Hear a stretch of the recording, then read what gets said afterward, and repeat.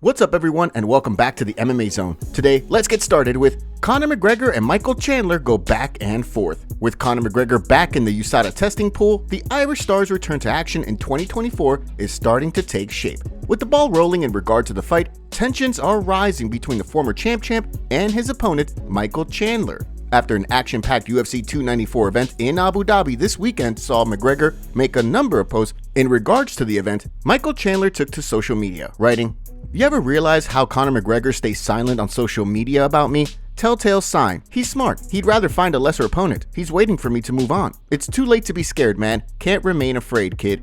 McGregor then responded, writing, "LOL, what? I'm just waiting on the date, you little bum, and you are getting electrocuted." Although McGregor is back in the testing pool ahead of his return, there's been no official date given for when the two will throw down. Based on the timeline of McGregor re-entering the testing pool, it sounds as though a fight at UFC 300 is the most likely scenario. Next up, let's take a look at Paulo Costa breaks silence on UFC altercation. Although Paulo Costa was unable to compete at UFC 294, the former middleweight title challenger was in attendance at the event after undergoing 2 procedures on his elbow for a staph infection. While in attendance, Costa found himself involved in a physical altercation after a fan jumped out at him from the crowd while attempting to punch him. Costa retaliated with a punch of his own before security intervened and broke things up. In the wake of the altercation, Costa has now broken his silence on the situation on Monday's episode of the MMA Hour, explaining that things started before the punch that was seen on the video. A guy called me, and when I came in front of him, he showed his fingers in my face, So I looked to him, and the security pushed me like "Come on, Paulo, next fight is coming. We need to, we need to let the hallway free to the next match." But I marked his face. Oh. I marked his face because I piss out. My will is slap his in the face direct, but so I marked his face, and I used the same hallway to go to the bathroom and come back to my seat. So I went to the bathroom and looked for him. And when I come back, I saw him, but he was not anymore in the first row. He was in the third row. Costa then explained that he called out to the man, eager to settle the score. However, instead, several of the man's friends held him back before he then launched the infamous jumping punch. After landing a punch of his own on the man and things being broken up by security, Costa said he didn't pay any mind to the situation the rest of the evening, which went off without any further incident. Next up, let's take a look at Khamzat fires back at Strickland's comments. After picking up a majority decision win over former welterweight kingpin Kamaru Usman in the co-main event of UFC 294, Khamzat now sits as the middleweight division's #1 contender. Despite that, Strickland doesn't believe that his performance against Usman warrants a title shot. While speaking on UFC Fight Pass after the event, Strickland explained that although he doesn't believe Chimaev deserves a crack at the belt, he will give him one due to the amount of pay-per-views a fight between the two would sell. In a post made on social media following the circulation of Strickland's comments, Chimaev wrote, "Sean Strickland, you are next. Don't worry, you know how fast I can finish you."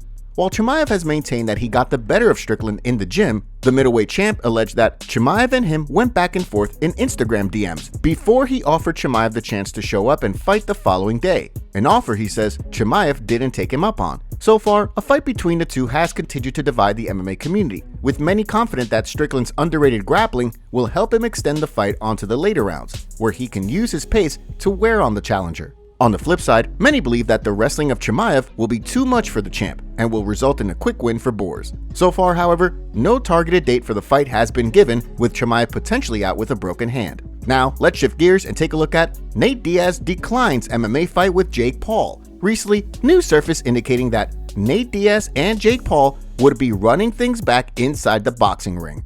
Now, however, Most Valuable Promotions has indicated that Paul has no interest in competing against Diaz in another boxing match. According to a post made this week, both Diaz and Paul have received an offer to compete in an MMA fight under the PFL banner. So far, Paul has accepted, but Diaz has remained uninterested. The tweet from MVP reads, "For the record, Jake Paul will not be boxing Nate Diaz again. Nate Diaz and Jake Paul have received an offer from PFL MMA to rematch in MMA in the Smart Cage. Jake Paul has accepted the offer."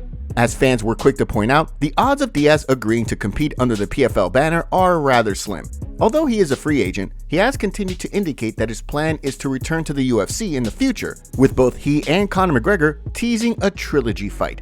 Although he could change his mind, it sounds as though Diaz is all in on a rematch inside the ring before he sets his sights on competing inside the cage again. Next, let's take a look at Islam Makhachev moving to welterweight. Heading into UFC 294, Islam Makhachev made it clear that after defending the title against featherweight kingpin Alexander Volkanovski, he was interested in making the jump to 170 in pursuit of champ status. Following Makhachev's spectacular head kick knockout over Alexander Volkanovski, Dana White indicated to media members that the next fight for the champ was the highly anticipated rematch with Charles Oliveira that was originally signed for the UFC 294 card. Despite that, AKA head coach Javier Mendez spoke on Submission Radio about the possibility of the champ making the move up to welterweight to fight the winner of the UFC 296 clash between Leon Edwards and Colby Covington.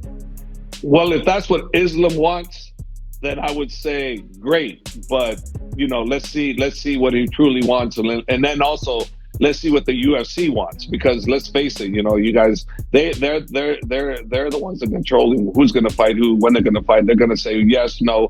So Islam's desire to fight the welterweight winner between Colby and the champ Leon is a great thing. It's a great thing, because it creates more interest, champ versus champ type thing. As Mendez went on to point out, there's already a storyline brewing between Covington and Makhachev, with Colby dubbing the fight a clash between American wrestling and Dagestani wrestling. The big question, of course, is whether or not the UFC is interested in having the lightweight champ make the jump to 170 and hold up his own division. Meanwhile, Edwards and Covington will square off in December in a highly anticipated showdown that will likely determine who defends the welterweight title against Belal Muhammad. Next, let's take a look at Johnny Walker breaks silence on Dr. Stoppage. Johnny Walker and Magomed Ankalaev's UFC 294 showdown ended with plenty of controversy and unfinished business in Abu Dhabi this weekend. After Ankalaev landed an illegal knee on Walker, the ringside physician wasted little time in examining the light heavyweight, asking him if he knew what country he was in before calling off the fight when Walker failed to answer with the United Arab Emirates. After the fight was called off, a brawl nearly ensued, forcing Dana White to get in between the two fighters and diffuse tensions before things got out of hand. Backstage, White chalked up the incident to a language barrier and inexperience on the doctor's part, promising to make things right. Now, Johnny Walker has broken his silence on the matter, questioning why the fight was called a no contest while writing on social media, "Why should I follow a rule that has no punishment if I break it? If he can do illegal things to take advantage, then I can too and get a no contest next time. So we are okay to kick balls and punch behind neck and spine too. If you kill somebody, no worries. It's just no contest." Despite his frustration, Walker has been a good sport about the situation. After a meme poking fun at the referee was quick to go viral, Conor McGregor posted a series of laughing emojis, which earned a cheeky response from Walker, who wrote, "Desert is the right answer, yeah?" While Dana White has promised to make things right, it's unclear whether or not the two men will compete in an immediate rematch, or if the UFC has other plans in mind. However, fortunately, it sounds as though Walker didn't suffer any major injuries as a result of the foul. Next, let's take a look at Jared Cannonier reveals sad news. Fans eager to see Jared Cannonier return to the octagon in pursuit of a title shot will be forced to wait to see the ferocious middleweight compete again.